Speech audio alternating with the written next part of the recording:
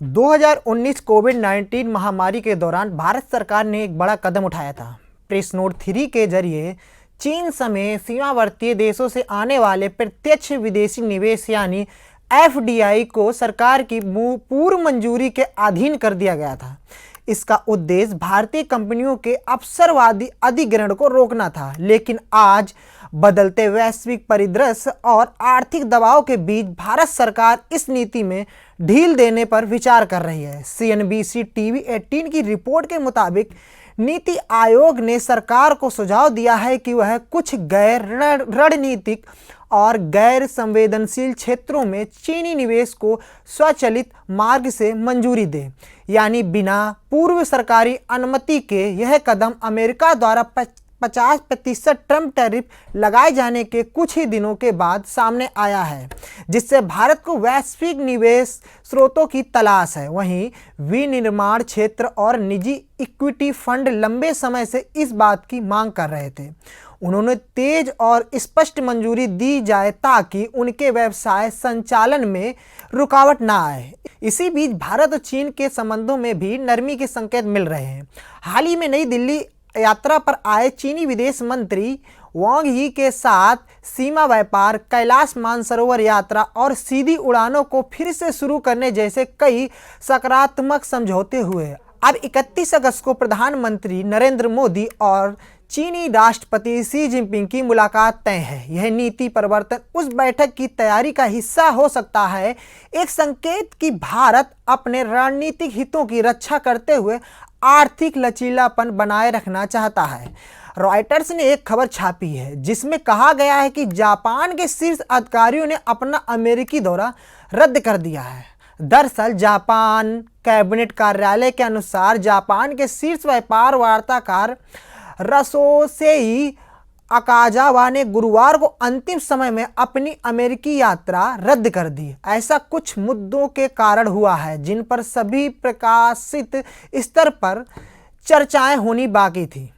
Japan cabinet कार्यालय के अनुसार जापान के शीर्ष व्यापार वार्ताकार रसोसेई अकाजावा ने गुरुवार को अंतिम समय अपनी अमेरिकी यात्रा रद्द कर दी। ऐसा कुछ मुद्दों के कारण हुआ है जिन पर अभी प्रशासनिक स्तर पर चर्चा होनी बाकी है। बुधवार शाम को अकाजावा ने कहा कि उनका लक्ष्य गुरुवार सुबह शुरू होने वाली इस यात्रा का उपयोग वाशिंगटन पर जुलाई में सहमत हुए कम टैरिफ लागू करने के लिए दबाव बनाने के लिए करना है, जिसमें कारों और ऑटो पार्ट्स पर शुल्क में कमी भी शामिल है। हालांकि दोनों पक्षों ने जुलाई में एक समझौता किया था, लेकिन अमेरिका ने अभी तक अपने वादे पूरे नहीं किए हैं।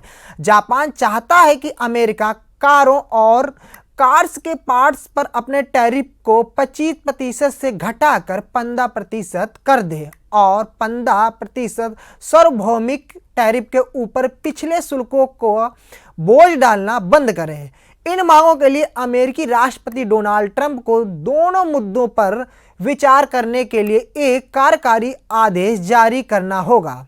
बुधवार शाम टोक्यो में एक प्रेस कॉन्फ्रेंस में अकाजावा ने कहा कि पारंपरिक टैरिफ में संशोधन और ऑटो टैरिफ में कटौती एक साथ होने की उम्मीद है। उन्होंने कहा, हम आग्रह करते हैं कि इन्हें जल्द से जल्द लागू किया जाए, चाहे एक दिन पहले या एक पल पहले भी। अचानक रद्द होने से पता चलता है कि दोनों पक्ष अभी भी समझौते को लागू करने के लिए विभिन्न विवरणों पर बातचीत कर रहे हैं।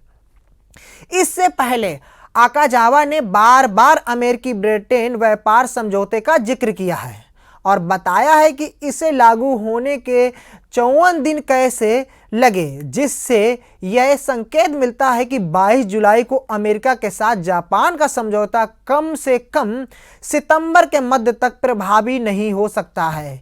इस बीच अमेरिका चाहता है कि 550 अरब डॉलर का विदेशी निवेश तंत्र, जो समझौते का एक स्तंभ है, चालू हो ताकि ट्रंप प्रशासन इसका इस्तेमाल अमेरिकी विनिर्माण और पुनर्जीवित करने में कर सके।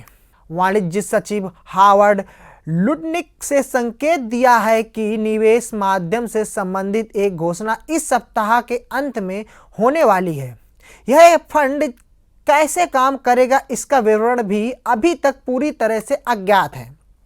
अकाजावा ने इसके माध्यम से प्रत्यक्ष निवेश के पैमाने और इससे होने वाली आय को अमेरिका के साथ 90.10 के अनुपात में कैसे समझा किया जाए।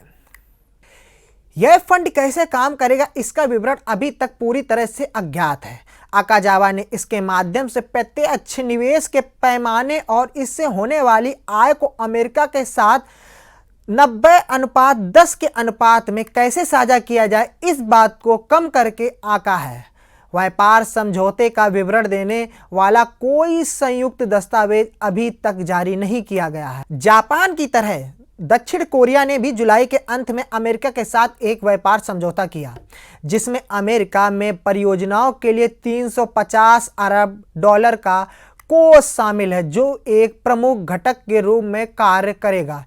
जापान की तरह दक्षिण कोरिया ने भी जुलाई के अंत में अमेरिका के साथ एक व्यापार समझौता किया, जिसमें अमेरिका में परियोजनाओं के लिए $350 अरब का कोष शामिल है, जो एक प्रमुख घटक के रूप में कार्य करेगा। इस सप्ताह दक्षिण कोरियाई कंपनियों ने इस कोष के अतिरिक्त अमेरिका में $150 अरब के निवेश की योजना का खुलासा किया है। जब राष्ट्रपति ली जो म्यूंग ने वाशिंगटन में ट्रंप से मुलाकात की, यदि टैरिफ का मुद्दा हल हो जाता है तो जापान की 15% पारंपरिक टैरिफ दर में मौजूदा सर्वाधिक तरजीही राष्ट्र शुल्क शामिल हो जाएगा, जैसा कि यूरोपीय संघ पर अमेरिकी शुल्कों के मामले में है।